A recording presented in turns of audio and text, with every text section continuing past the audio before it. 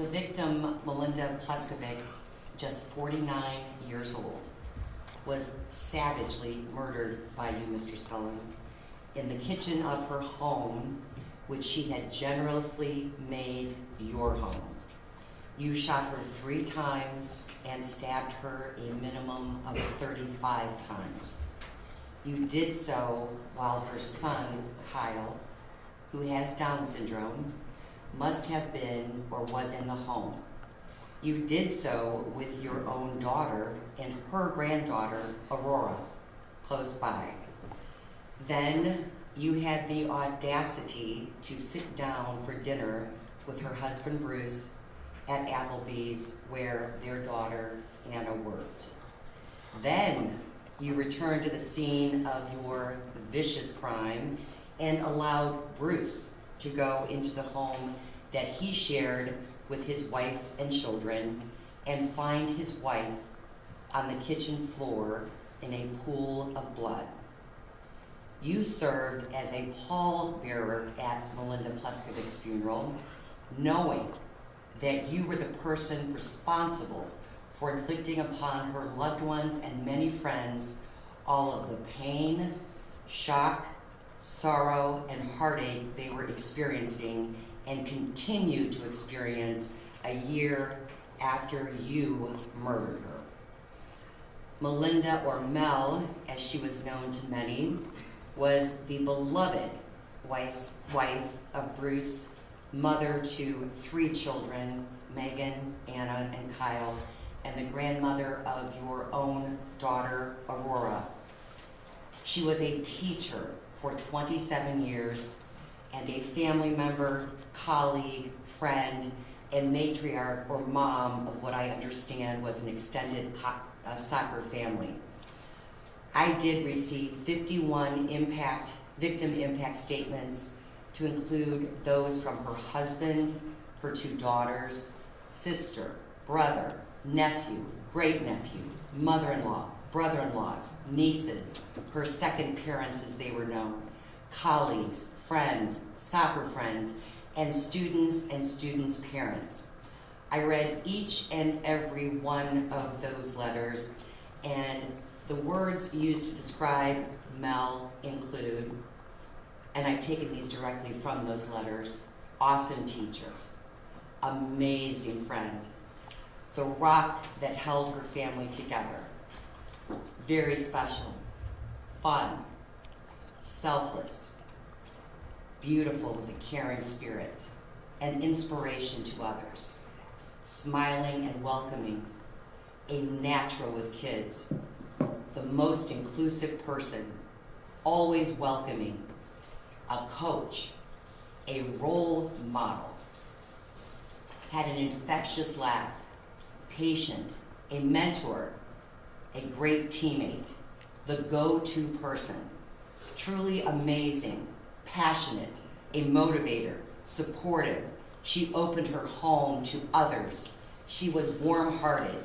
She was a take charge kind of person. She deeply cared about others. She was always prepared, never afraid to set you straight, the heart of her family, a shining light, best friend, sounding board, and caretaker. There is no doubt that Mel's family and friends miss her terribly, and they continue to suffer each day because of your heinous actions.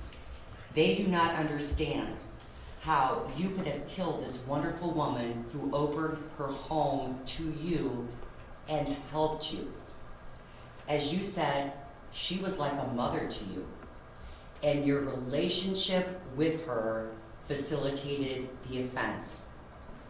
So, with regard to the seriousness factors under 2929.12b, there is no more serious offense than what you committed upon what has only been described as a wonderful wife, mother, friend, colleague. The second factor, more serious, is your relationship with her, living in her home, treated like a son, facilitated the offense. There is nothing that indicates your conduct is in fact less serious.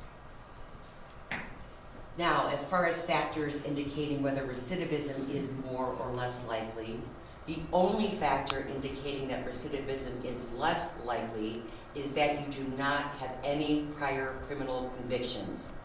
For legal reasons, you pled no contest.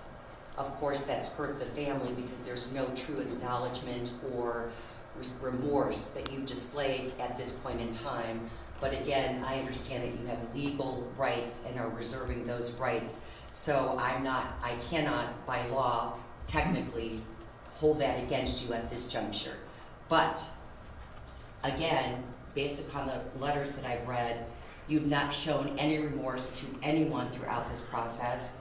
And again, as explained to me in those letters, Mel's family and friends who had the opportunity to speak with you and watch you in the days following her murder, to include at her funeral, find your actions and attitude after you murdered her to be incomprehensible and abhorrent. And what I think so tragic is that Mel's son, Kyle, does not understand where she is and continues to look for his mom every day. That is so sad. And you did that.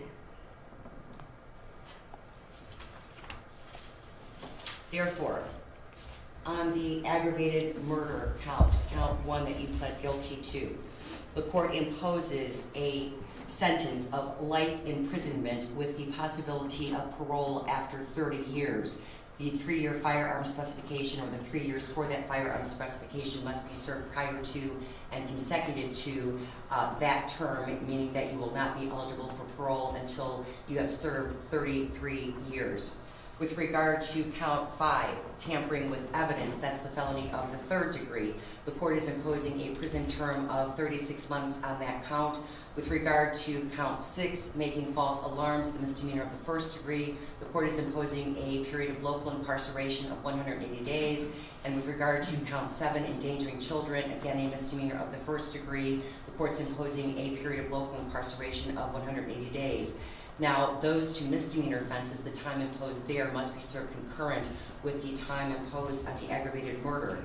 And with regard to the tampering with evidence, the court is imposing that concurrently as well. I know the state's offered a basis for the court to impose consecutive time, but I'm not sure that, I think the only possible basis would be under Section B, and I'm not sure that that would, the circumstances surrounding this particular case would warrant consecutive time based upon that portion of the statute, because there are separate findings, as the state pointed out, that I must find, and I think it would be difficult to find that one of those required sections actually applies.